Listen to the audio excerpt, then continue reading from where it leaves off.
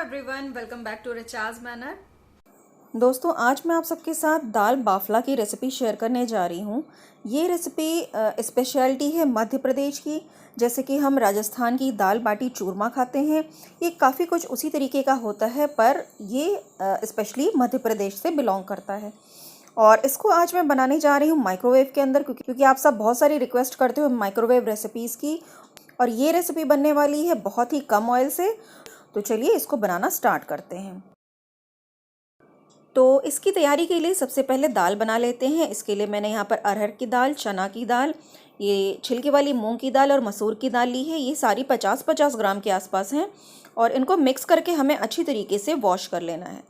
तो वॉश करने के बाद इसको हम कुकर में निकाल लेंगे। यहाँ पर मैं फ्यूचरा कुकर का यूज़ कर रही हूँ। कई बार लोगों को नहीं आइडिया होता है कि इस कुकर में कुक कैसे करें, क्योंकि इसमें सीटी नहीं आती है। तो आप इसको भी देख सकते हो कि मैं इसमें किस तरीके से कुकिंग कर रही हूँ। इसके बाद यहाँ पर मैं करीब 2 से ढाई ग्लास पानी का यूज़ करूँगी। तो मैंने यहाँ पर करीब 2.5 ग्लास पानी डाल दिया है। अब इसके अंदर डालेंगे नमक। तो यहाँ पर मैं 1.5 छोटा चम्मच नमक का यूज़ कर रही हूँ। 1 छोटा चम्मच हल्दी पाउडर, 1/4 छोटा चम्मच लाल मिर्च पाउडर। और सब चीज़ों को मिक्स करके इसको हम ढक्कन लगाकर पकने के लिए रख देंगे।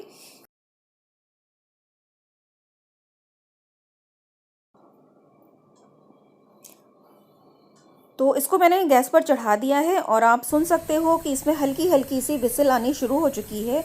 और जैसे कि मैंने बताया, इसमें सीटी नहीं आती है। तो आप इस समय जितनी आवाज़ हो रही है और जितनी स्टीम बन रही है, इस पर आप समझ लो कि अब हमें गैस को धीमा कर देना है। तो यहाँ पर मैंने आँच को कम कर दिया है। आँच कम करने के बाद हमें इसको 10 मिनट पकने देना है और उसके बाद गैस को बंद कर देना है। तो चलिए अब बाफले की तैयारी कर लेते हैं। तो यहाँ पर मैंने 1 कटोरी ले ली है, जिसकी नाप से मैं 3 कटोरी गेहूं का आटा ले रही हूँ। इसी कटोरी का यूज़ करना है हमें सारी चीज़ें नापने के लिए। तो गेहूं का आटा 3 कटोरी हो गया। अब इसमें हम ऐड करेंगे आधा कटोरी बेसन। इसके बाद यहाँ पर मैंने दोनों चीज़ ले ली है। अब इसके बाद मैं सेम कटोरी से 1/4 कटोरी ये मोटी वाली सूजी ले रही हूँ। इससे बाफले में थोड़ा सा करारापन आता है और अंदर से ये खाने में काफ़ी ज़्यादा टेस्टी भी लगती है। तो सब चीज़ों को अपने हाथ से अच्छी तरीके से मिक्स कर दीजिए। और अब इसके अंदर हम डालेंगे अजवाइन। तो यहाँ पर 1 टीस्पून मैंने अजवाइन ली है। इसको हाथों के बीच में क्रश करके डाल दें। और अब इसमें डालेंगे 1 छोटा चम्मच नमक, 1/4 छोटा चम्मच हल्दी पाउडर। और यहाँ पर मैं बेकिंग सोडा ले रही हूँ। ये हमें डालना है 1/4 टीस्पून, यानी 1/4 चम्मच। तो इस तरीके से आप नाप लें। और इसके बाद यहाँ पर मैं बेकिंग पाउडर ले रही हूँ। तो करीब ½ टीस्पून हमें बेकिंग पाउडर लेना है। इसको डालने से जो हमारे बाफले हैं वो अच्छे से फूल कर बनेंगे। इसके बाद हम इस मिक्सचर में ऐड करेंगे मोयन। इसके लिए मैंने घी का यूज़ किया है, ये देसी घी है। तो 5 बड़े चम्मच हमें यहाँ पर देसी घी का यूज़ करना है। इससे जो हमारे बाफले हैं वो काफ़ी ज़्यादा सॉफ्ट बनेंगे। तो इसको अच्छी तरीके से हाथों से मसल कर मिक्स कर लें। तो ये अच्छे से मिक्स होने के बाद इस तरीके से बंधेगा, पर ये बहुत ज़्यादा नहीं टाइट बंधेगा, क्योंकि हमने इसमें बहुत ज़्यादा मोयन नहीं डाला है। तो अब यहाँ पर मैं ले रही हूँ दही। तो सेम कटोरी से मैंने 1/4 कटोरी दही का यूज़ किया है। ये भी बाफलों को सॉफ्ट करने में काफ़ी हेल्प करेगा। और अगर आप मोयन ज़्यादा डाल रहे हो तो फिर आप दही को स्किप भी कर सकते हो। जैसे यहाँ पर मैंने 5 बड़े चम्मच मोयन लिया है, तो आप 10 से 15 चम्मच अगर मोयन लेते हो तो आप फिर दही को स्किप कर सकते हो। अब मैं यहाँ पर सादे पानी से इसका आटा लगा लूँगी। तो करीब आधा ग्लास पानी हमें लगेगा इतना आटा गूंदने के लिए। थोड़ा थोड़ा पानी ऐड करें, वरना अगर ये ज़्यादा सॉफ्ट बन जाएगा इसका आटा तो ये उतना अच्छा करारा क्रिस्पी नहीं बनेगा जितना अच्छा सा ये बनना चाहिए। तो लास्ट में बस मैं 1 चम्मच पानी और ऐड कर रही हूँ, जो साथ में साइड में आप देख रहे होगे कि आटा और सूजी पड़ी हुई है। और उसके बाद सब चीज़ों को मिक्स कर देना है। और इसको हमें बहुत ज़्यादा गूंदना नहीं, चिकना नहीं करना है। बस इसको ढक कर रख देना है करीब 15 से 20 मिनट के लिए, ताकि ये अच्छे से फूल जाए। चूँकि हमने इसके अंदर सूजी भी ऐड करी है तो वो भी अच्छे से फूल जाए। और अब यहाँ पर मैंने कढ़ाई में 2 बड़े बड़े चम्मच रिफाइंड ऑयल ले लिया है। इसके अंदर हम ऐड करेंगे 1 छोटा चम्मच जीरा, थोड़ी सी हींग, 2 सूखी हुई लाल मिर्चें और इसको फ्राई करके इसमें से एक मिर्च को हम निकाल लेंगे अलग, इसको हम गार्निश के लिए रखेंगे। साथ में यहाँ पर मैंने लिया है ये अदरक लहसुन का पेस्ट, जो कि हमने सिर्फ मिन्स करके ले लिया है, बहुत ज़्यादा बारीक पेस्ट नहीं किया है। और एक हरी मिर्च को स्लिट करके इसमें ऐड करेंगे। सब चीज़ें भुन जाएं तो इसमें हम एक मीडियम साइज़ का प्याज बारीक कटा हुआ इसको ऐड कर देंगे और इसको थोड़ा सा गोल्डन फ्राई कर लेंगे। साथ ही मैं यहाँ पर 2 मीडियम साइज़ के टमाटोज़ ले रही हूँ, इसको मैंने कट कर लिया है छोटे पीसेस में। और जब प्याज हमारी अच्छी गोल्डन हो जाएगी तब हम इसमें 2 टमाटर मीडियम साइज़ के कट करके ऐड कर देंगे।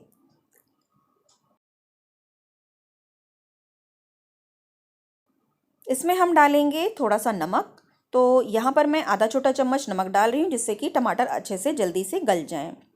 इसके बाद मैं यहाँ पर आधा छोटा चम्मच हल्दी पाउडर और आधा छोटा चम्मच कश्मीरी लाल मिर्च पाउडर, आधा छोटा चम्मच लाल मिर्च पाउडर ऐड कर रही हूँ। और सब चीज़ों को मिक्स करके हम इसको थोड़ी देर के लिए ढक देंगे ताकि ये टमाटर अच्छी तरीके से गल जाएं। और उसके बाद हम इसमें दाल ऐड कर देंगे।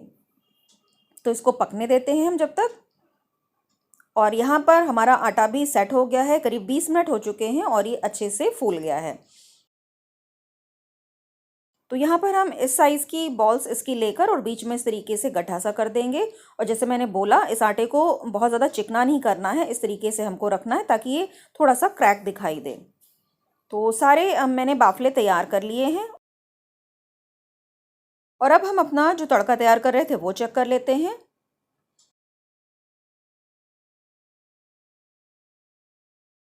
तो टमाटर अच्छी तरीके से गल गए हैं। इसके अंदर हम ऐड करेंगे 1 छोटा चम्मच गरम मसाला और इसको भी मसाले के साथ मिक्स कर लेंगे। दाल को भी चेक कर लेते हैं। तो सारी स्टीम निकल जाने के बाद दाल हमारी कितनी अच्छी गल गई है, आप देख सकते हो। और इसको अब हम ऐड करेंगे जो हमने तड़का तैयार किया है।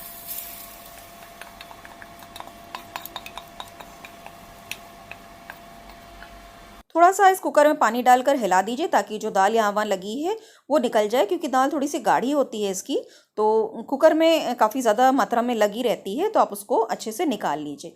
मसाले के साथ इसको मिक्स करने के बाद आप एक बार चेक कर लीजिए कि ये बहुत ज़्यादा तो नहीं गाढ़ी है। वैसे तो बाफले के साथ थोड़ी गाढ़ी दाल ही अच्छी लगती है, बट मुझे थोड़ी ज़्यादा गाढ़ी लग रही है, तो यहाँ पर मैंने करीब चौथाई ग्लास पानी इसमें और ऐड कर दिया है।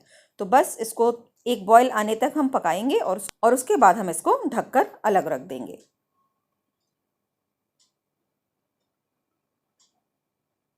तो दाल में बॉयल आना शुरू हो चुका है, हमारी दाल बनकर बिल्कुल रेडी है। तो बाफलों के लिए मैंने यहाँ पर एक बड़े भगोने में पानी निकालकर गर्म होने रख दिया था और अब इसमें बॉयल आना शुरू हो चुका है। इसके अंदर हम एक एक करके सारे बाफले ऐड कर देंगे। सारे बाफले डालने के बाद पानी थोड़ा सा नीचे आ जाता है, जो उबल रहा होता है अच्छा खासा। तो बस इसको वेट करना है कि तेज़ी से इसमें फिर से उबाल आने लगे। और आप देख सकते हो कि जो ये बाफले हैं ये अपने आप ही ऊपर आने शुरू हो जाते हैं। तो इन बाफलों को हमें करीब 15 मिनट तक बॉयल करना है। आँच को हम थोड़ा सा धीमा कर देंगे जैसे ही इसमें अच्छा बॉयल आने लगे, वरना जो पानी है ये बाहर गिरने लगना शुरू हो जाता है। तो बस इसको हमें इस तरीके से मीडियम से स्लो फ्लेम के बीच में पकाना है 15 से 20 मिनट तक। और बीच बीच में हमें आकर इसको चलाते भी रहना है। तो जो बाफले ऊपर हैं उनको नीचे कर देना है और नीचे वालों को ऊपर कर लेना है। तो करीब 15 मिनट में ये बाफले मेरे तैयार हो चुके हैं। अब इसको मैं एक छन्ने से बाहर निकाल लूँगी। पानी सारा इसका अच्छे से निथार दें, इसके अंदर पानी नहीं बचना चाहिए।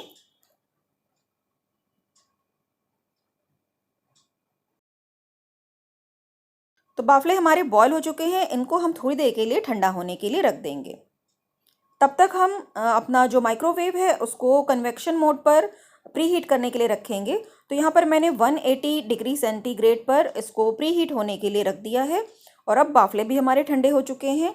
इसको मैं माइक्रोवेव में जो साथ में एक नॉनस्टिक तवा आता है उसके ऊपर बेक करूँगी। तो इस पर मैंने देसी घी लगा दिया है और सारे बाफले इसके ऊपर मैंने सेट कर दिए हैं। और इन बाफलों के ऊपर भी हमें थोड़ा थोड़ा सा देसी घी को अच्छे तरीके से स्प्रेड कर देना है इस तरीके से। बहुत ज़्यादा अमाउंट में हम यहाँ घी का यूज़ नहीं कर रहे हैं। एक बार मैंने तवे पर नीचे लगा दिया है और दूसरी बार मैं इसके ऊपर स्प्रेड कर रही हूँ। बस इतना ही घी हमें चाहिए इन बाफलों को सेकने के लिए।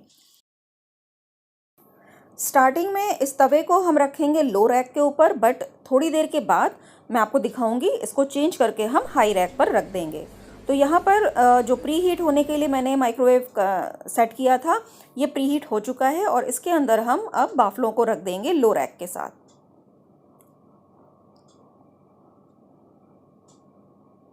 तो यहाँ पर आप देख सकते हो करीब 9 बाफले हैं, उस हिसाब से मैं आपको ये सेटिंग बता रही हूँ। तो अब इसको हम सेट करेंगे 20 मिनट्स के लिए। 20 मिनट्स सेट करने के बाद जैसे ही आपके 9 मिनट कंप्लीट हो जाते हैं, यानी ये 11 मिनट को हो जाता है, तब हम यहाँ पर रैक को चेंज कर देंगे। और यहाँ पर मैंने हाई रैक रख दिया है और उसके ऊपर मैं बाफलों को फिर से 11 मिनट के लिए बेक होने के लिए रख रही हूँ।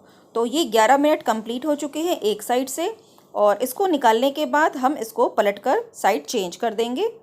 तो इस तरीके से आपके एक साइड के बाफले सिक गए हैं और दूसरी साइड पर हम अब इसको सेकने के लिए रखेंगे। तो अब दूसरी साइड में जब हम इसको सेकने के लिए रखेंगे तो हाई रैक के ऊपर ही रखकर, और इसकी जो सेटिंग है वो हम कर देंगे कन्वेक्शन की 220 डिग्री सेंटीग्रेड पर, और इसको अब हम सिर्फ 10 मिनट के लिए कन्वेक्शन मोड पर बेक करेंगे। तो बस हमारे बाफले बनकर तैयार हैं और आप देख सकते हो दोनों तरफ से ये कितने अच्छे सिक कर तैयार हुए हैं, अच्छे खासे क्रिस्पी हो गए हैं और एकदम गर्मा गर्म हैं। तो चलिए इनको सर्व कर लेते हैं।